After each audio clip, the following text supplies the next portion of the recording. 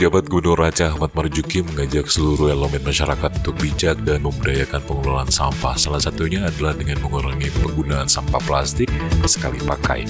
Hal tersebut disampaikan oleh penjabat gubernur dalam sambutannya pada peringatan World Clean Up Day yang dipusatkan di 0 km Kota Banda Aceh di kawasan Gampung Jawa. Mulai hari ini, mari kita budayakan bagaimana secara bersama kita mengurangi penggunaan sampah plastik sekali pakai sebagai upaya menciptakan lingkungan yang bersih dan sehat serta menjaga kelestarian lingkungan, ujar gubernur. Penjabat gubernur juga mencontohkan pengaruh buruk sampah terhadap aktivitas perekonomian masyarakat. Usai memberikan sambutan, penjabat gubernur Aceh hadir bersama istri Ayu Marzuki serta sejumlah kepala satuan kerja perangkat Aceh dan para relawan melakukan aksi pungut sampah di sekitar lokasi acara.